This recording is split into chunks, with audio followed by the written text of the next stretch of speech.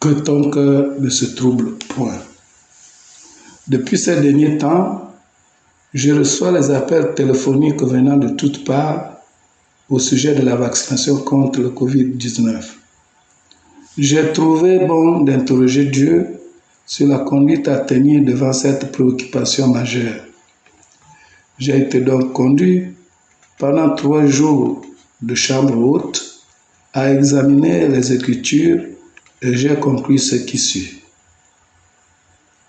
Dans Matthieu 25, que je recommande à tout un chacun de lire, en répondant à la question de ses disciples, posée au chapitre 24, verset 3, je cite, « Dis-nous quand cela arrivera-t-il et quel sera le signe de ton avènement et de la fin du monde ?» Jésus nous a donné la chronologie du plan divin de cette fin des temps. Autrement dit, le signe qui matérialise ce plan jusqu'à son avènement. Nous devons également retenir ce qu'il déclare au verset 6 du même chapitre en disant « Vous entendrez parler de guerre et de bruit de guerre. Gardez-vous d'être troublés, car il faut que ces choses arrivent. Mais ce ne sera pas encore la fin. » Eu égard à ce qui précède, la principale préoccupation des chrétiens devrait être l'espérance de l'enlèvement de l'Église qui se situerait avant la grande tribulation du peuple d'Israël.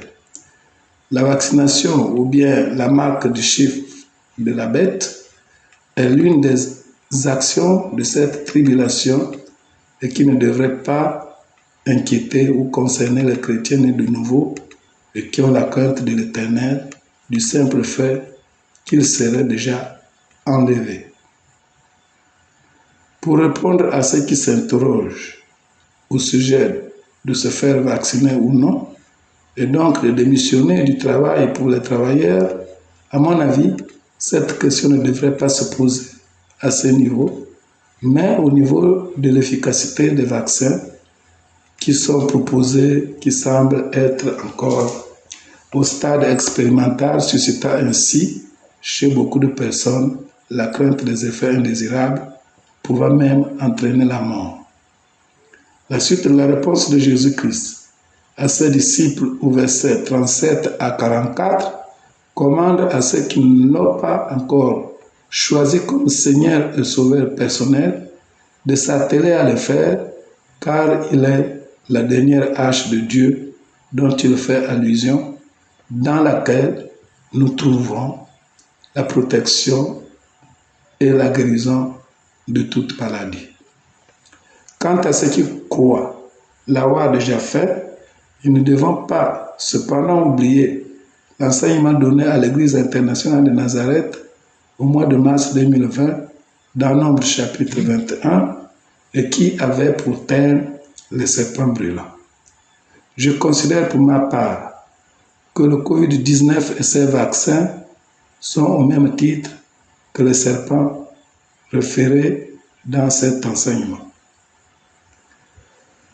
Selon 1 Corinthiens chapitre 3, au verset 11 à 15, les chrétiens nés de nouveau qui bâtissent leur vie verront leurs œuvres jugées afin de recevoir ou pas la récompense, étant entendu qu'ils peuvent être spirituels ou charnels. Ils devront par conséquent avoir à l'esprit l'unique jugement que mentionne le passage de 2 Corinthiens chapitre 5 verset 10, 2 Corinthiens chapitre 13 verset 5, 2 Samuel chapitre 7 verset 14 et Apocalypse chapitre 20 verset 12 en vue d'une récompense ou non, conformément au passage de 2 Corinthiens chapitre 10. J'allais dire 2 Corinthiens chapitre 5 verset 10, Éphésiens chapitre 6 verset 8, Daniel chapitre 12 verset 3 et 1 Corinthiens chapitre 3 verset 14 pour ne citer que ceux-là.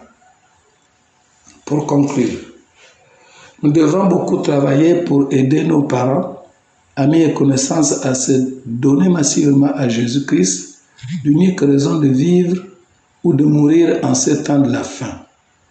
J'ai aussi eu la grâce d'avoir une vision pendant ce travail, au cours de laquelle je pouvais voir les hommes, les femmes et les enfants alignés en une colonne.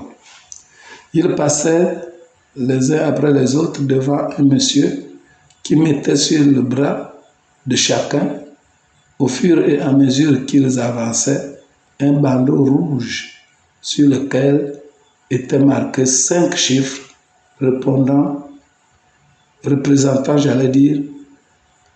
5 lettres du nom de Jésus, à l'image du signe prophétique.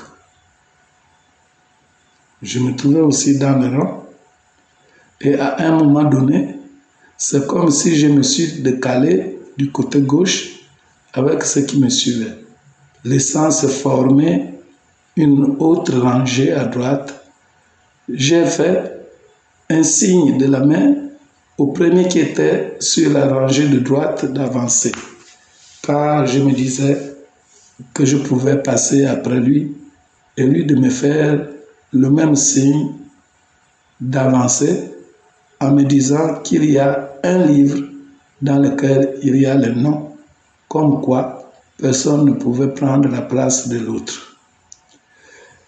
Et je lui ai répondu en disant, « Ah, il y a un livre ?»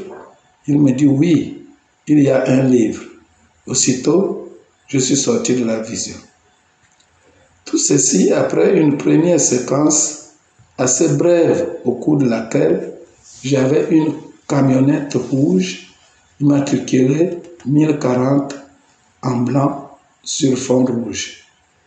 Mon ami, le Saint-Esprit, m'a dit, pour m'expliquer l'expérience que je venais de vivre, que ce que j'ai vu sont les gens qui ont achevé leur séjour terrestre et qui étaient en train de recevoir leur justification en vue d'une récompense ou non. La voiture, c'est ta vie qui est en Jésus. Son immatriculation porte les 5 lettres de son nom et sa couleur est la couleur de son sang. Mais tu dois encore travailler conformément à Tite, chapitre 3, versets 5 à 18, qui dit, je cite, « Il nous a sauvés, non à cause des œuvres de justice que nous aurions faites, mais selon sa miséricorde, par le bain de la régénération et le renouvellement du Saint-Esprit, il a répandu sur nous avec abondance par Jésus-Christ notre Seigneur, afin que justifiés par sa grâce, nous devenons héritiers dans l'espérance de la vie éternelle. » Cette parole est certaine et que je veux que tu affirmes ces choses afin que ceux qui ont cru en Dieu s'appliquent à pratiquer de bonnes œuvres. Voilà ce qui est bon et utile aux hommes. J'exhorte donc quiconque croit au contenu de ce message de le partager à tous pour la gloire de Dieu. Je vous remercie. Révérend Pasteur Georges Bruno Ngoussi. Amen.